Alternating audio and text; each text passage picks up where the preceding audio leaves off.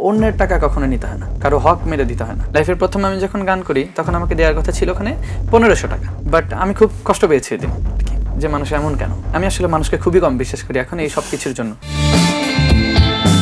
আপনার প্রথম stage show যখন করেছিলেন হুম দেবদার সেই গান বাদে, আচ্ছা, মানে বড় স্টেজ শো যেটা থাকে সেটার অভিজ্ঞতাটা কেমন ছিল? এটা ছিল হলো বগুড়াতেই, ওখানে আমার সাথে স্ক্যাম হয়েছে। আমি আসলে মানুষকে খুবই কম বিশ্বাস করি এখন এই সব কিছুর জন্য। লাইফের প্রথম আমি যখন গান করি তখন আমাকে দেওয়ার কথা ছিল ওখানে 1500 টাকা। হ্যাঁ, অনেক আগে, ক্লাস 8-এ, ধরুন 2013 বা 10 এরকম হবে, তখন 1500 টাকা অনেক টাকা। এখন আমাকে নিয়ে গিয়ে ওই ছেলেটা যে প্রোগ্রাম নিয়েছে সে আমাকে শেষে দিয়েছে হলো 300 টাকা। আমি কিছু বলতাম না, আমি কখনো কারোর সাথে মানে টাকা নিয়ে ঝামেলা করি না, না দিলেও হবে, আমার আরো আলাদা সোর্স আছে, আমার মেধা আছে, আমি ইনকাম করতে পারবো।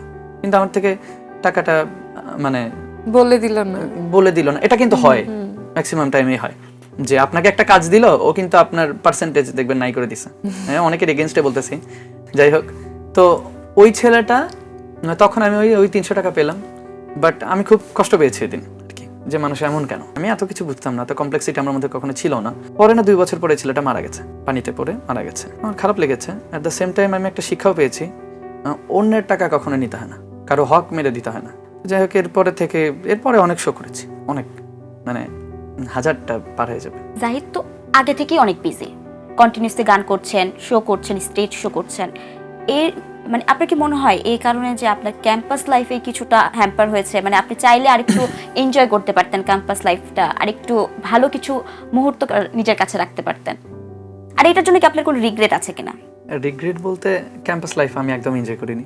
প্রথমত আমার ক্যাম্পাসে আসার পর থেকে গোল ছিল আমার কিছু করতে হবে। আমি একটা স্ট্র্যাটেজি ছিল আমার মধ্যে যে আমি ক্যাম্পাস থেকে বের হব 4 বছরে আমার কাছে কত টাকা হবে, 4 বছরে আমি কত টাকা করব, এটা একটা গোল ছিল আমার। আমি ওইভাবেই স্ট্র্যাটেজিক্যালি এগিয়ে গেছি যে আমার এইভাবে কাজ করতে হবে। এর মাঝে আমি হলো যে আমার ফ্রেন্ডশিপ হয়নি, আমার একটা ফ্রেন্ডও নেই ভার্সিটিতে, ভালো ফ্রেন্ড। একটা ফ্রেন্ড আছে আমার ডিপার্টমেন্টের, ও বেসিক্যালি স্কুলে আমার সাথে পড়তো। হ্যাঁ, তো ওই আমার ফ্রেন্ড এখনো, আমার একমাত্র ফ্রেন্ড, ফিমেল ফ্রেন্ড ওই একটাই আমার, মানে ওই একটাই ফ্রেন্ড। ও আমার সাথে ব্যাটালিয়ন স্কুলে পড়তো বগুড়াতে, দেন ওখান থেকে এখন আবার এখানে ঢাবিতে পড়ছি সেম ডিপার্টমেন্টে। আর এর বাহিরে আমার বন্ধু একটু কম হওয়ার অনেকগুলো রিজন আছে। আমি খুবই জলি মাইন্ডেড মানুষ, ক্যাম্পাসে গেলেও ডিপার্টমেন্টে গেলেও খুবই সবার সাথে অনেক মজা করি, বাট জানি আমি যে আর কয়েকদিনই তো আছে, এরকম মজা করি অনেক। কিন্তু ফ্রেন্ড না হওয়ার প্রথম কারণ হচ্ছে আমি কখনো সিজিপিএর জন্য পড়িনি, বা এক্সাম এখনো ওই রকম জিনিসগুলো আমি করি না। আমি জাস্ট আগের দিন পরে কোনো পরীক্ষা দিই। এখন কারো অ্যাটেন্ডেন্স দিতে হলে সবাই বলতেছে না ও আসেনি, দিয়েন না। আমি আমার দিক থেকে বলে দিয়ে দেন স্যার, আমার তো কমতেছে না। বা পরীক্ষায় যদি হয় কি, এখানে সিজিপিএর একটা র্যাট রেস আছে, একটা র্যাট রেস, যেটা আমার পছন্দ না।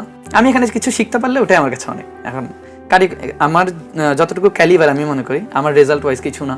স্যারেরাও বলে যে তোমার সাথে তোমার রেজাল্ট যায় না।